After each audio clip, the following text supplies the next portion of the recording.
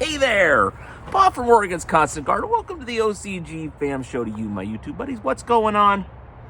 Let me know in the comments. We'll talk about it after the show. But right now, let's just get into the show. I want to get right into it. I think I got a good one for you today. Watering. We've talked a lot about this, but it's a popular topic. How do you figure out how much moisture, how much water do you need to get to your plant? How often? And it's a tough thing that just comes hard won from experience of how to keep the plant enough water but not swamping it out. But I asked Scott in this clip, and I don't know if I've talked about this before with him, what's a strategy, what's a philosophy for watering that can help you even if you don't have a lot of experience with it? And he went into that, and I think it'll be very helpful to even more experienced gardeners. I think you'll like it. I'd like you to watch it, and I'll talk to you after. That's a good answer. It was a good question. Trip Soup. I have a question about watering practices. How dry should I be letting my pots go? I use 7-gallon pots for flower, and usually by week 2 of flower, I feed each pot 1.5 gallons of mix or tea every third day. The pot isn't bone dry in the middle, and I assume the bottoms are still moist. The pots are still heavy, but the top gets dusty and dry, like a few inches deep.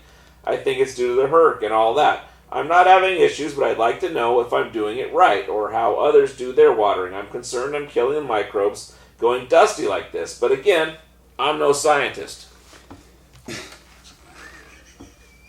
I'm sorry, I was thinking about something entirely different. I was thinking about Tommy Boy. You can crawl up the cow's ass, but I just soon trust the butcher. You're retarded. I know. No, the gas scene. Oh. You eat a lot of paint when you're a kid? Yeah, why? That's a tough question. It's because my problem with that question is that I don't want a lot of people to take the question as gospel, or the answer as gospel. Well, I guess how would you approach it is how you approach watering. If you had no experience, if you were trying to just less is more often.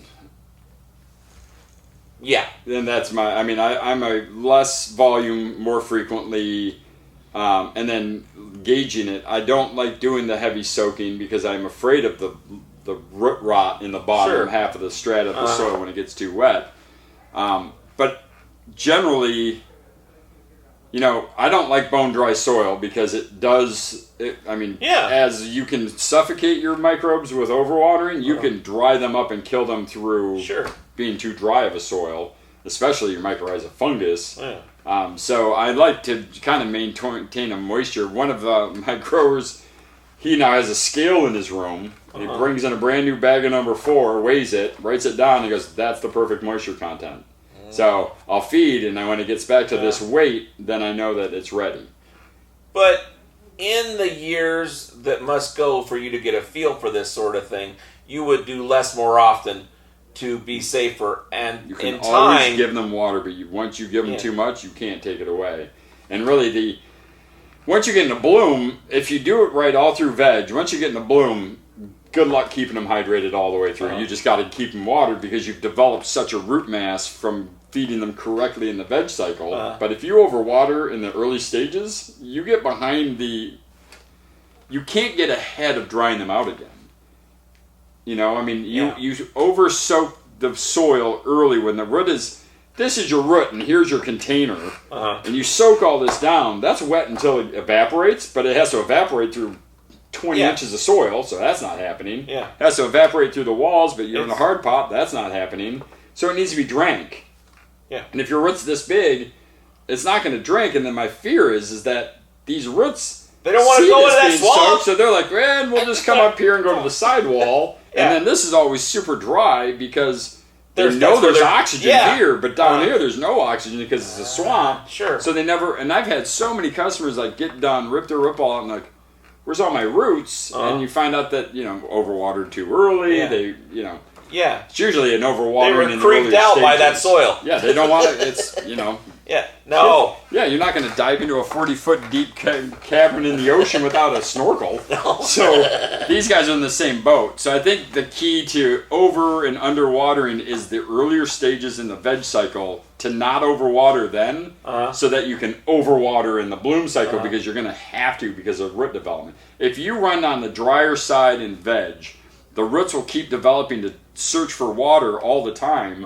And then when you go into flowering, you have a much more developed root mass. They can handle a lot more abuse when you got a bigger root mass. So I guess if you give them too little water, you can see that probably in the leaves as they kind of droop a little bit, and then you could like give them a little drink later in the day. If they're, you can always come in and give them another cup or another quarter. But no, and that's the nice thing about early stages is you can walk in and they're doing this, they need water. Yeah. If they're doing this, then they got a calcium deficiency, something else happened. But if they're just going from here to here every day, then you can kind of monitor your water consumption. And if you water them in the morning, you check in there right before you go to bed, and they're all kind of, I'm thirsty. Tomorrow when I go to water them, I'm going to increase it by 4 more ounces per plant and give them just that little bit more. Yeah. And you slowly increase the volume over as they develop and mature. If the plants aren't mature and you wanted to give them a ton of water, they're not using it. So you literally it may be in there for the rest of your grow. It sounds like a lot of these guys have really heavy bottom soils, really dry top soils, and to me, I have a feeling a lot of that's because of the earlier stages when they weren't developed. You know, a lot of people are taught when you transplant, soak them in. Yeah. Why? I don't understand. So when you put a brand new plant in there, get rid of all the oxygen in the soil by adding so much water, it's a swamp. And then the plant will never want to grow into that. And it doesn't, I just water. Yeah. I think we've talked about it before. Anytime I transplant, I still water the container size that I was planted in for the first week or so, because the plants are going to go find that in water wherever it goes. So, yeah, it's more about the early stages. I guess my answer to this would be practice and learn the early stages of watering and during the early stages of growth. And if you can dial that little bit more frequently, then you can really start pushing them harder in the flowering cycle. And I hear his concern because if you're dry here, am I, if that's drying out, is my mycorrhiza drying up? Is my bacteria dying off? Luckily, you're in a lot, so there's some down here. But yeah, you're right. It becomes a kind of a problematic situation. You can still, everything will be fine. It'll still develop and fruit out, but you may be lacking yield because you're not developing roots down into that deeper cycle or deeper soil. The more roots you have, the more everything you have. Well, and this plant doesn't have any neighbors if he's in one pot. Like a tree out in the yard, there's another tree that can drink that water, but he's got to deal with all this water, or it's just going to sit. Yeah, exactly. You don't have the whole earth to work with you on drainage. You've got 10 gallons of drainage, and if it's not draining, it's there and it's a swamp. What do you do if you swamped it out and you swamped it out? Foliar feed the heck out of it until I get way more drying. I turn my temperature and my dehumidifier up a little bit. So if I'm at 70, I might even go up to like 80, 82. We'll let the dehumidifier kick on a lot faster. Like when you hit 50, turn on just to try to dry out the room to start promoting that evaporation, and then very minutely feeding the top dry, dusty surface while foliar feeding the tops to keep them fed while they start drying out the soil. But man, I've had many crops where I just get to the end and going, overwatered this run because my yield is down. Everything's fine. They'll get all the way to the end, but I'm not getting weight. I'm getting larvier flowers because of my overwatering practices. So I've just had to learn how to do it right in the veg cycle. And really, you figure out watering and veg. After that, they're hardy as heck. Okay, what do you think? Informative, entertaining, helpful? Let me know in the comments and we'll talk about it. I love you. I'll see you tomorrow. The OCG Fam Show. It's pretty good. It happens every day. It's the OCG Fam Show. See you tomorrow.